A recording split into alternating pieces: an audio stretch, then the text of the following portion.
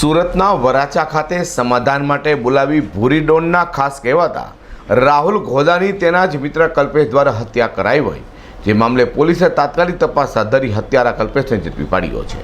સુરતમાં એક પછી એક હત્યાના અનેક બનાવો સામે આવી રહ્યા છે, ત્યારે સોમવારે સાંજે વધુ એક હત્યાનો બનાવ સામે આવ્યો છે। વરાછા વિસ્તારમાં આવેલા કમલ પાર્ક સોસાયટીમાં રહેતા રાહુલ ઉર્ફે ઘોદા નામના ઈસમની હત્યા થઈ હોવાનું સામે આવ્યું છે।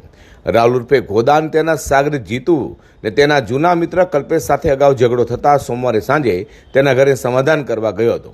તે દરમિયાન કલ્પેશે જૂની અદાવતમાં રાહુલ તેના સાગરીત જીતુને ચપ્પોડે ઉપરા છાપરી ઘા માર્યા હતા, જેથી રાહુલ અને જીતુને તાત્કાલિક સારવાર અર્થે હોસ્પિટલ ખસેડવામાં આવ્યા હતા, જ્યાં ફરજ પરના તબીબે રાહુલને મૃત જાહેર કર્યો હતો, જ્યાં જીતુને સારવાર હેઠળ રાખ્યો હતો। આ ઘટનાની જાણ થતાં જ પોલીસ કાફલો પણ ઘટના સ્થળે દોડી જવા પામ્યો હતો। તપાસ શરૂ કરતાં જાણવા મળ્યું હતું કે મરનાર રાહુલ અને મારનાર કલ્પેશ બંને ગુનાહિત ઇતિહાસ ધરાવે છે તથા જૂના ઝઘડાની અદાવત રાખી હત્યા કરી હતી। હાલ તો વરાછા પોલીસે તપાસ હાથ ધરી હત્યારા કલ્પેશને ઝડપી પાડી સળિયા પાછળ ધકેલી દીધો છે। ગઈકાલે રાત્રે આશરે 9 વાગે વરાછા પોલીસ સ્ટેશન વિસ્તારના કમલ પાર્ક સોસાયટીમાં એક ઈસમનું જૂની અદાવતના કારણે સમાધાન માટે ભેગા થતાં છરીના ઘા મારી અને હત્યાનો બનાવ બનેલ છે।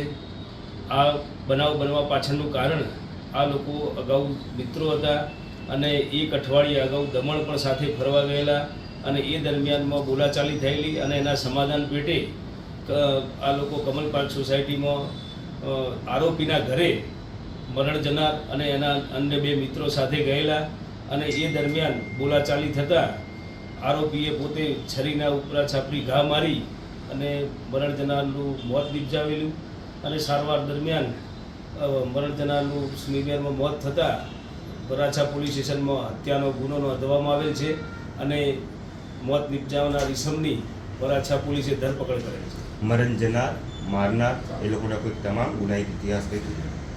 હા, આ બાબતે પોલીસ રેકોર્ડ ચેક કરતાં મરણ જનાર વિરુદ્ધમાં વરાછા પોલીસ સ્ટેશન તેમજ સુરત શહેરના અન્ય પોલીસ સ્ટેશનમાં અને તેના વતન ગીર જિલ્લા ખાતે પણ મારામારીના તેમજ રાયોટિંગ, હથિયારબંધી, પ્રોહિબિશનના એમ તડીપાર હેઠળના એવા જુદા જુદા ગુના નોંધાયેલ છે।